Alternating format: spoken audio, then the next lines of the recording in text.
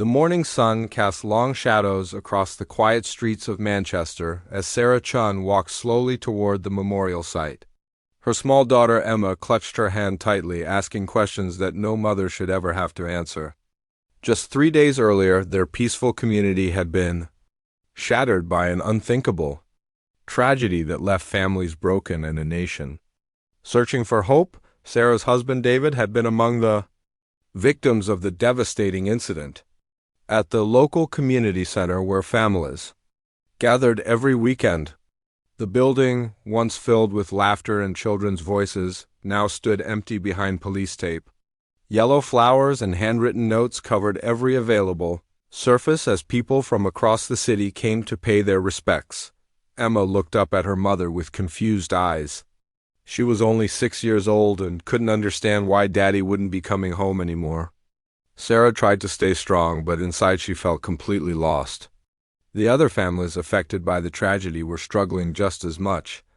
Mrs. Johnson had lost her teenage son, and the elderly Mr. Williams was mourning his wife of 50 years. The media coverage had been overwhelming.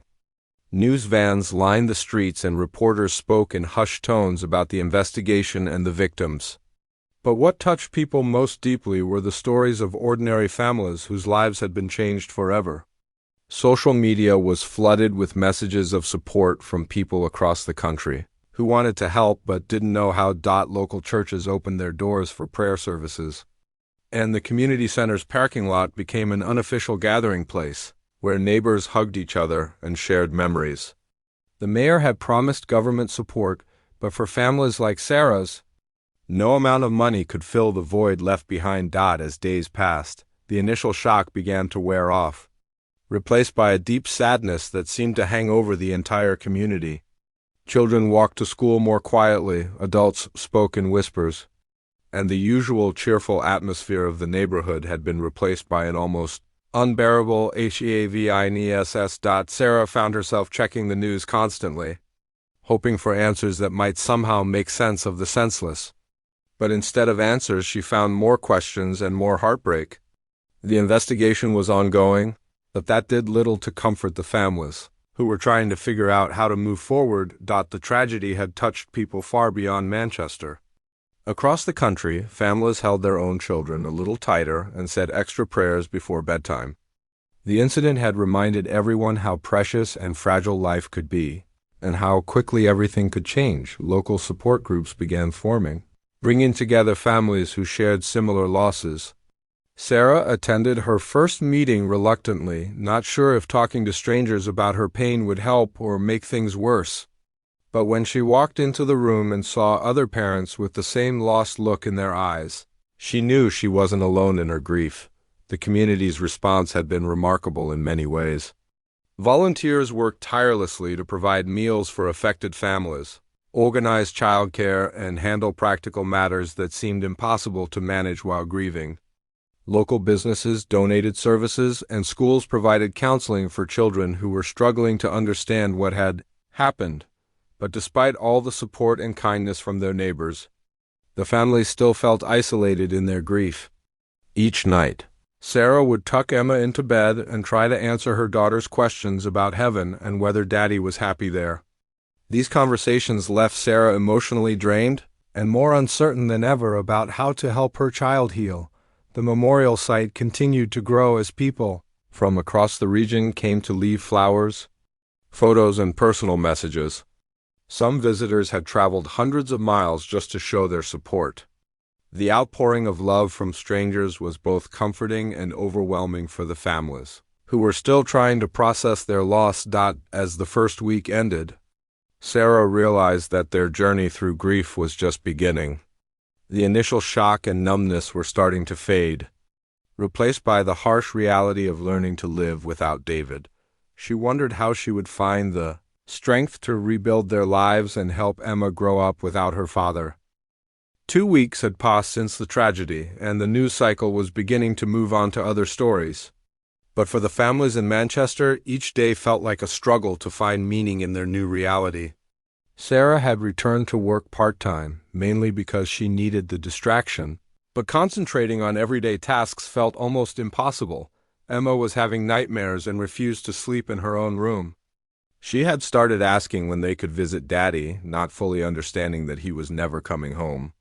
The school counselor had been helpful, but Sarah worried that her daughter's innocence had been stolen too early. Other children in the community were showing similar signs of trauma, and parents felt helpless to protect them from the harsh realities of the world. The investigation into the incident was making slow progress, but the lack of clear answers frustrated everyone. Families wanted to understand why this had happened to their loved ones, but the authorities could only say that their work was ongoing. This uncertainty made it harder for people to find closure and begin the healing process. Mrs. Johnson had become a familiar face at the memorial site, visiting every morning before work to tend to the flowers left for her son. She often sat on a nearby bench, staring at the makeshift shrine and trying to remember her boy's laugh. The elderly woman had aged visibly in just 2 weeks, and neighbors worried about her mental and physical health. The community had rallied around the affected families in remarkable ways. Local restaurants provided free meals, grocery stores delivered supplies, and volunteers helped with everything from lawn care to administrative paperwork. But even with all this support, the families felt the weight of their grief growing heavier each day. Mr. Williams had barely spoken since losing his wife. Their adult children had come to stay with him, but he spent most of his time sitting in his wife's chair, holding her reading glasses and staring out the window. His daughter was considering moving him to live with her family in another city, but he refused to leave the home where they had spent 40 years together. Sarah found herself drawn to news coverage about other tragedies, trying to understand how other families had survived similar losses. She read articles about communities that had healed after devastating events, searching for some roadmap that might help her navigate this impossible journey. But each family's path through grief seemed different, and she wasn't sure what would work for her and Emma. The local priest had organized several community gatherings, encouraging people to share their feelings and support one another. These meetings were well attended, but they often left participants feeling more emotional than before. The raw pain in the room was palpable, and many people left wondering if talking about their grief was actually helping or making things worse. Social media continued to play a complex role in the community's healing process. Messages of support poured in from around the world, but there were also insensitive comments and conspiracy theories that added to the family's pain. Sarah had stopped reading the comments on news articles because they often contained cruel speculation about the victims and their families. The memorial site had evolved into a permanent installation, with the city council announcing plans to create a formal memorial garden. While this gesture was meant to honor the victims, some families worried that it would turn their private grief into a public spectacle. They wanted their loved ones to be remembered, but they also needed space to grieve without feeling like they were on display. Local businesses were struggling as the community's mood remained somber. The coffee shop where David had bought his morning coffee every day for years was having trouble staying busy. The owner, Maria, had known many of the victims personally, and serving customers felt different now. Every familiar face reminded her of someone who would never walk through her door again. Children in the area were having difficulty returning to normal routines.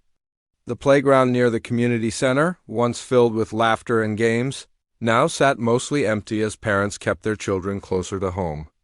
Teachers reported that students were having trouble concentrating, and several families had considered moving away from the area entirely. The first funerals had been held, each one a heartbreaking reminder of the lives lost. Sarah had attended David's service surrounded by family and friends, but the formal goodbye felt surreal. She kept expecting him to walk through the door at home, and his absence felt more pronounced in the quiet moments between the chaos of planning and paperwork. Emma had drawn pictures of her daddy with wings, which the counselor said was a healthy way for children to process loss. But Sarah wasn't sure how to respond when her daughter asked if Daddy could see them from heaven or if he was lonely without them. These innocent questions cut deeper than any adult's sympathy, and Sarah often found herself crying in the bathroom after tucking Emma into bed. The third week brought unexpected news that rippled through the grieving community. Word spread quietly at first, then with growing excitement, that Prince William and Catherine, Princes of Wales, had requested to visit Manchester. Unlike their usual formal royal engagements, this would be a private visit focused entirely on meeting with the affected. Families away from media attention. Sarah first heard about it from Mrs. Johnson, who had received a phone call from someone at the palace. The conversation felt surreal as Mrs. Johnson explained that the royal couple wanted to spend time with each family individually, away from cameras and official ceremonies. They weren't coming to make speeches or cut ribbons. They simply wanted to listen and offer their personal support. The community buzzed with quiet anticipation. For many residents, the idea that the future king and queen would take time from their busy schedules to visit their small community felt both honored and slightly overwhelming. Sarah wasn't sure how she felt about it. Part of her appreciated the gesture, but another part wondered if she was ready to share her grief with anyone outside her immediate circle. Emma was fascinated by the idea of meeting a real princess. She had started asking questions about whether Princess Catherine wore a crown all the time and if she lived in a castle like in her storybooks. For the first time since David's death, Sarah saw genuine excitement in her daughter's eyes, and that alone made her grateful for the upcoming visit. The arrangements were being made through local community leaders and the families themselves, with strict instructions that there would be no media presence and no formal protocol. The royal couple wanted the meetings to be as natural and comfortable as possible. They planned to spend several days in the area, meeting with individual families in their homes or in quiet settings where they could talk openly. Mr. Williams surprised everyone by expressing interest in meeting with William and Catherine. His daughter had been worried about him becoming completely withdrawn, but the prospect of sharing stories about his late wife seemed to give him a small spark of energy. He began looking through photo albums and preparing to tell them about their 50 years of marriage. The local community center, still closed to the public, was being prepared as a meeting space for families who preferred not to host the royal couple in their homes. Volunteers worked carefully to create a warm, welcoming environment that honored the memories of those lost while providing a comfortable space for difficult conversations. Sarah found herself cleaning her house obsessively, even though she knew the visit wasn't about impressing anyone. The routine of organizing and preparing gave her something to focus on besides her grief. Emma helped by drawing new pictures to show Princess Catherine, including one of their family with David depicted as an angel watching over them. Mrs. Johnson had been invited to meet with William and Catherine on the second day of their visit. She spent hours deciding what to wear and what photos of her son to share. Her neighbors helped her organize memorial items and practice what she wanted to say, though everyone knew that actual conversations would be much more emotional and unpredictable than any rehearsal. The security preparations were minimal and discreet, focusing more on privacy than protection. Local police coordinated quietly with royal protection officers to ensure that the families could meet with William and Catherine without feeling surrounded by official presence. The goal was to create an atmosphere as normal and relaxed as possible under the circumstances. Some community members worried that the royal visit might overshadow their grief or turn their tragedy into a photo opportunity. But the families who had spoken with palace representatives felt reassured that this was genuinely intended as a personal gesture of support rather than a public relations event. Emma's teacher had helped her practice a simple curtsy, which made the little girl giggle for the first time in weeks. Sarah watched her daughter's growing excitement with mixed emotions, grateful to see some life returning to Emma's eyes while still feeling the deep ache of David's absence from these special moments. The days leading up to the visit brought a subtle change in the community's mood. While the grief remained as strong as ever, there was a new sense that they weren't forgotten by the wider world. The knowledge that such prominent figures cared enough to make this personal effort provided comfort that surprised many residents. Local shops began receiving flowers and cards from people across the country who had heard about the Upcoming royal visit. These gestures from strangers reminded the community that their tragedy had touched hearts far beyond Manchester, and that people everywhere were thinking of them during this difficult time. Sarah received a call confirming that she and Emma would meet with William and Catherine on the third day of their visit. The conversation would take place in her living room, where David's photos still covered the mantelpiece and Emma's toys were scattered on the floor.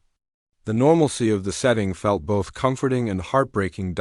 As the day of the visit approached, Sarah found herself thinking about what she wanted to say. She didn't want to burden them with her anger or despair, but she also didn't want to pretend that everything was fine. She hoped that somehow, in sharing David's story and Emma's needs, she might help them understand what families like hers were going through.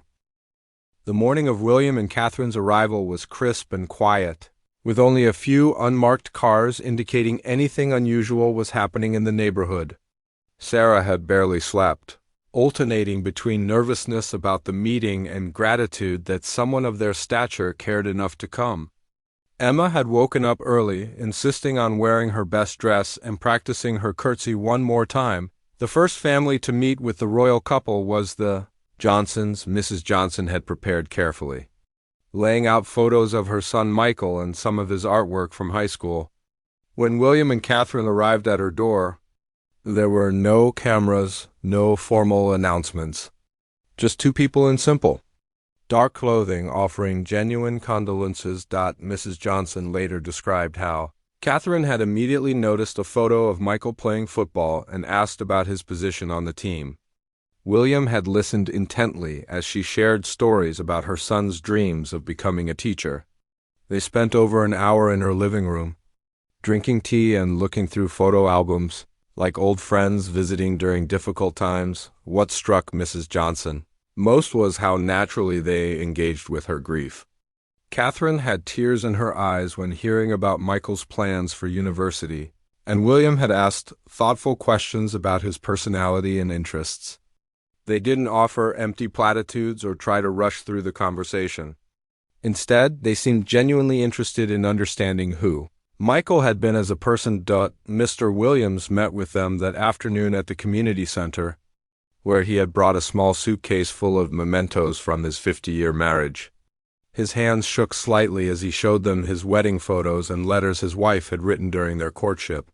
Catherine sat close beside him, gently encouraging him to share memories while William listened with respectful attention. The elderly man later told his daughter that Prince William had asked about his wife's favorite flowers and whether she had enjoyed gardening. These simple questions had unlocked a flood of happy memories that Mr. Williams hadn't been able to access since her death. For the first time in weeks, he found himself smiling while talking about their life together. Word spread quietly through the community about the genuine nature of these conversations. Families who had met with William and Catherine described feeling heard and understood in ways they hadn't experienced since the tragedy occurred. There was something powerful about having their stories witnessed by people who could have been anywhere else in the world but chose to be there with them. Sarah's nerves increased as her scheduled time approached. Emma had been practicing showing Princess Catherine her drawings and had prepared a small bouquet of flowers from their garden. When the knock came at their door, Sarah was surprised by how informal and approachable the royal couple appeared. Dressed simply and carrying themselves with quiet dignity rather than royal formality, Catherine immediately knelt down to Emma's level, complimenting her dress and asking about the flowers she had picked. Emma, who had been shy at first, quickly warmed up and began chattering about her drawings of Daddy with wings. William joined the conversation naturally, asking Emma about her favorite games and whether she was excited about starting first grade soon. As they moved to the living room, Sarah found herself speaking more openly than she had expected. Something about their genuine attention and the lack of time pressure made it easier to share difficult truths about how she was struggling to help Emma understand death and how empty their home felt without David's presence. Catherine listened with visible emotion as Sarah described David's morning routine and how he had always made pancakes on Sunday mornings. She asked practical questions about how Emma was sleeping and whether school was providing adequate support. William inquired about David's work and interests, treating him as a full person rather than just a victim. When Emma showed her drawings, Catherine examined each one carefully, asking questions about the colors Emma had chosen and the stories behind each picture. She seemed particularly moved by Emma's drawing of their family with David watching from a cloud above their house. Catherine's response was so genuine that Emma climbed onto her lap to explain more details about her artwork. The conversation lasted nearly 2 hours, flowing naturally from memories of David to concerns about the future to Emma's immediate needs and interests. William and Catherine seemed in no hurry to leave, following Emma's lead when she wanted to show them her room and David's workshop in the garage where he had built her toys. Before leaving, Catherine asked if there was anything specific they could do to help Emma or other children in the community. Sarah mentioned that many kids were having trouble sleeping and were afraid of loud noises. William took notes on his phone, asking for contact information for the school counselors and local support services as they prepared to say goodbye. Emma surprised everyone by asking if Princess Catherine would come back to visit sometime when she wasn't so sad. Catherine's response, delivered with obvious sincerity, was that she would love to stay in touch and see how Emma was doing as she grew up. She gave Emma a small locket with her personal crest and promised to send letters. The visit ended with warm hugs, rather than formal handshakes. Sarah felt emotionally drained but also somehow lighter, as if sharing David's story with such compassionate listeners had honored his memory in a meaningful way. Emma chattered excitedly about Princess Catherine all evening, her spirits higher than they had been since the tragedy. In the weeks following the royal visit, something remarkable began to shift in the Manchester community. The change was subtle at first, noticed mainly by those who had met directly with William and Catherine. Mrs. Johnson found herself talking about Michael's life rather than just his death, sharing happy memories with neighbors who stopped by to check on her. The conversations felt different, more focused on celebrating who he had been rather than mourning what was lost. Sarah noticed the change in herself when she caught herself laughing at one of Emma's silly jokes, the sound surprising them both. It was the first time she had genuinely laughed since David's death, and while it was followed by a wave of guilt, she remembered Catherine's words about David wanting them to find joy again. The princess had spoken about grief as a form of love that continues even when someone is gone. The community's healing process was being documented through an unexpected source. Emma had started writing letters to Princess Catherine, with Sarah's help, describing her daily activities and feelings. These letters became a way for Emma to process her emotions while maintaining a connection that felt special and important. Catherine's office had responded with a beautiful handwritten note that Emma treasured. Mr. Williams had begun volunteering at the local school, reading to children in the younger classes. His daughter was amazed by this development, as he had barely left his house before the royal visit. When asked about his new activity, he mentioned how William had suggested that sharing his love of reading might honor his wife's memory. Since she had been a librarian for 30 years, the memorial site had evolved into a true garden, with families planting flowers and small trees in honor of their loved ones. The community had decided to create a space that celebrated life rather than focusing solely on loss. Children played safely in a corner of the garden while their parents tended to the plantings, creating a living memorial that changed with the seasons. Local businesses reported a gradual return to more normal patterns, though the community's character had been permanently changed by their shared experience. The coffee shop where David had been a regular customer had created a small scholarship fund in his name for local students interested in engineering. Maria, the owner, said the fund helped her feel like David's memory was contributing something positive to the community. The school had implemented new programs to help children process difficult emotions, inspired partly by conversations William and Catherine had with local educators during their visit. Art therapy sessions and grief counseling were now regular parts of the curriculum, helping not just the children directly affected by the tragedy, but all students learning to cope with life's challenges. Sarah had returned to full-time work but found herself approached by other parents seeking advice about talking to children about death and loss. Her experience helping Emma navigate grief, combined with insights she had gained during the royal visit, made her a valuable resource for families facing similar challenges. She began facilitating a monthly support group for single parents in the community. The investigation into the tragedy had finally concluded, providing some closure for the families. While the answers couldn't bring back their loved ones, understanding what had happened helped reduce some of the uncertainty and fear that had plagued the community. The official report led to policy changes designed to prevent similar incidents in the future. Emma's nightmares had gradually decreased, replaced by dreams about Princess Catherine's visits and letters. Her teacher reported significant improvement in her behavior and academic performance. The little girl had begun helping other children in her class who were struggling with their own fears and worries. Showing remarkable empathy for someone so young, Mrs. Johnson had started a small foundation in Michael's name, focused on supporting young people interested in education. The project had given her a sense of purpose and a way to channel her grief into something constructive. She often spoke about how the royal visit had helped her see that honoring Michael's memory could involve action rather than just mourning. The community's response to trauma had attracted attention from researchers studying resilience and recovery. Several universities had reached out to study how the combination of community support, official recognition, and ongoing care had contributed to the healing process. The families were proud that their experience might help other communities facing similar challenges. Catherine had kept her promise to stay in touch with Emma, sending occasional notes and small gifts that acknowledged the little girl's growth and achievements. These communications weren't just polite gestures.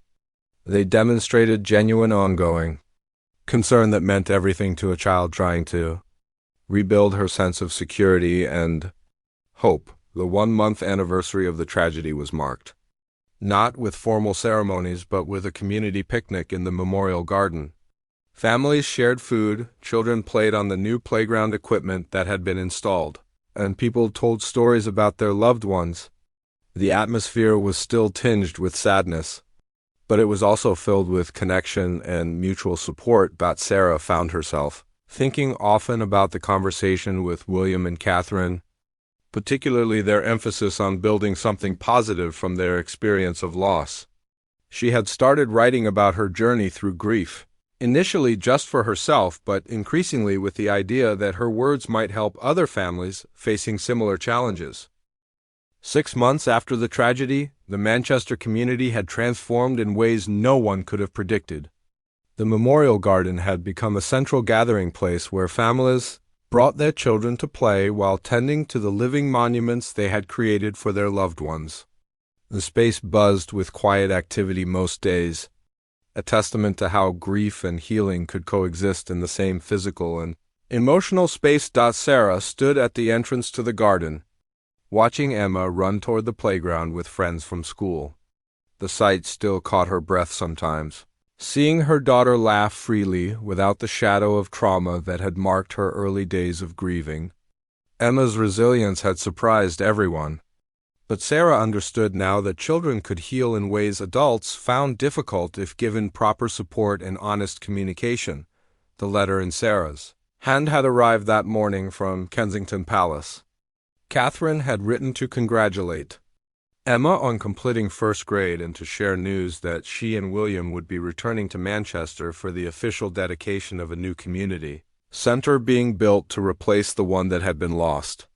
This time, their visit would include a public ceremony, but they had specifically requested private time with the families. They had met during those crucial early weeks. Mrs. Johnson approached across the garden, carrying fresh flowers for Michael's memorial tree. At 72, she moved with more energy than she had in months, her face showing the lines of grief but also the light of purpose. Her foundation had awarded its first scholarships the previous month, sending 3 local students to teacher training programs in Michael's honor. She often said that the royal visit had helped her understand that grief could be transformed into service. The community center project had become a symbol of collective healing, rather than simply rebuilding what was lost. Residents had worked together to design something new that honored the past while serving future generations. The building would include spaces for counseling, community meetings, children's programs, and a permanent memorial gallery celebrating the lives of those who died. Emma's relationship with Princess Catherine had evolved into something that anchored her sense of security in ways Sarah couldn't have imagined. The letters that arrived every few months weren't just kind gestures. They provided Emma with a connection to someone who had witnessed her pain and continued to care about her growth. When Emma had learned to ride her bicycle, her first instinct was to write to Catherine about it. Mr. Williams had surprised everyone by becoming something of a community leader, organizing reading programs and senior services with an energy that seemed to draw from his desire to honor his late wife's memory through action. His transformation from a withdrawn widower to an engaged community volunteer had inspired other residents facing their own challenges with loss and aging. The support group Sarah had started for single parents had grown into a comprehensive family resource center. Her experience navigating grief while parenting had given her insights that proved valuable to families facing all kinds of challenges, not just those related to traumatic loss. The program had been so successful that other communities were asking for help implementing similar initiatives. Local schools had integrated the trauma-informed care practices developed after the tragedy into their standard curriculum.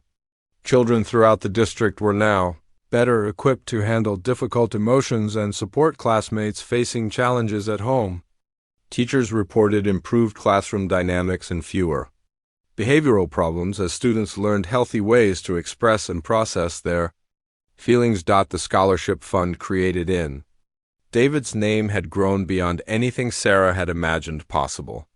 Local businesses, inspired by the community's resilience, had contributed generously to support young people interested in engineering and technology. The first recipient would be starting university in the fall. Carrying forward David's passion for building and creating, Catherine's influence extended far beyond her personal relationships with individual families. Her approach to the Manchester visit had changed royal protocol for future tragedy responses, emphasizing personal connection over formal ceremony. Other communities that had experienced similar losses had requested similar visits, hoping to benefit from the healing power of genuine, high-level recognition and support. The research being conducted on the community's recovery had yielded insights that were already being applied in other locations. The combination of immediate community support, ongoing professional assistance, meaningful recognition, and opportunities for service had created a model for trauma recovery that emphasized resilience rather than just survival. Emma's latest letter to Princess Catherine included drawings of the new community center and descriptions of her summer activities, but it also included something new: questions about Catherine's children and stories about helping other kids who were sad. The little girl who had once been consumed by grief was now actively helping others heal, demonstrating how trauma could ultimately lead to increased empathy and compassion. As Sarah watched her daughter play in the memorial garden, she reflected on the journey that had brought them to this point. The tragedy would always be part of their story, and David's absence would always create an ache in their hearts. But the community that had emerged from that darkness was stronger, more connected, and more purposeful than what had existed before. The quiet gesture of two people taking time to listen, to witness grief, and to treat traumatized families with dignity and respect had rippled through the community in ways that continued to surprise everyone. William and Catherine's visit had lasted only a few days, but its impact would be felt for generations, as children who had experienced profound loss grew up knowing that their pain mattered to the world beyond their neighborhood. Standing in the garden where memorial trees grew alongside playground equipment, where grief and joy coexisted in the same space, Sarah understood that healing didn't mean forgetting or moving on. Instead, it meant learning to carry love and loss together, building something beautiful from the fragments of what was broken. and discovering that even in the darkest times, human connection could illuminate a path forward.